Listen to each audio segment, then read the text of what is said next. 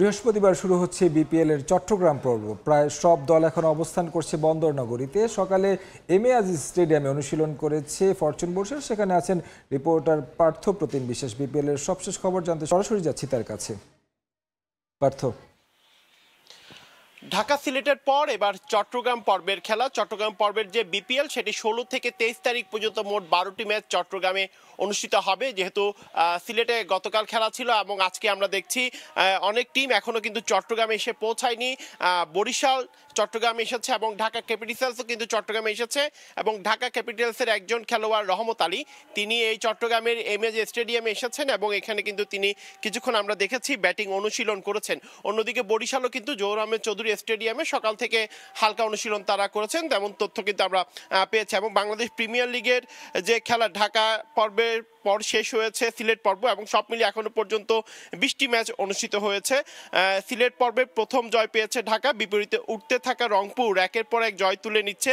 চিটাগাং টানা কিন্তু 3 জয় তুলে নিয়েছে। আমি যদি একটু বিপিএল এর পয়েন্ট তালিকা বলতে চাই, এখনো পর্যন্ত রংপুর রাইডার্স কিন্তু 7 ম্যাচে 14 পয়েন্ট নিয়ে 60টিতে জয় পেয়েছে। চিটাগাং কিংস কিন্তু 4 ম্যাচে 6 পয়েন্ট নিয়ে 3টিতে জয় পেয়েছে। ফরচুন বরিশাল 5 ম্যাচে আসলে 6 পয়েন্ট নিয়ে কিন্তু 3টিতে জয় পেয়েছে। তবে ঢাকা ক্যাপিটালস কিন্তু 7 ম্যাচে একটি মাত্র ম্যাচে জয় পেয়েছে এবং সেক্ষেত্রে তাদের পয়েন্ট হচ্ছে কিন্তু 2।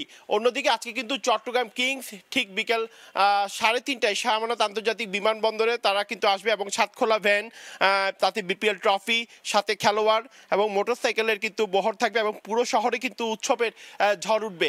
এবং সেক্ষেত্রে চট্টগ্রামবাসী যারা রয়েছেন তারাও কিন্তু অধীর আগ্রহে কিন্তু অপেক্ষা করছেন এই চট্টগ্রাম কিংস সাথে কিন্তু আজকে তারা পুরো চট্টগ্রাম শহর প্রদক্ষিণ করবেন এবং এরপরে কিন্তু রেডিসন হোটেলে কিন্তু আসবেন এবং সেখানে ট্রফিটি, বিপিএল ট্রফিটি রাখা হবে সেটি আমরা জেনেছি। এবং মাঠের বাইরে চট্টগ্রামের যে রাজত্ব সেটি কিন্তু 22 গজের অদম্য চট্টগ্রাম এবার কিন্তু বিশাল চমক নিয়ে হাজির হবেন।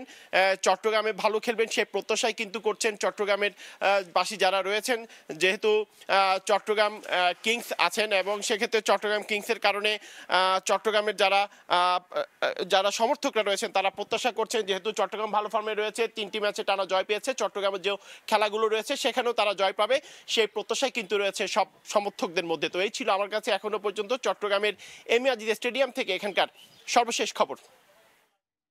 বিপিএল এর চট্টগ্রাম পর্বের খবরাখবর জানাতে আমাদের সঙ্গে যুক্ত হয়েছিলেন রিপোর্টার পার্থ প্রতিম বিশ্বাস।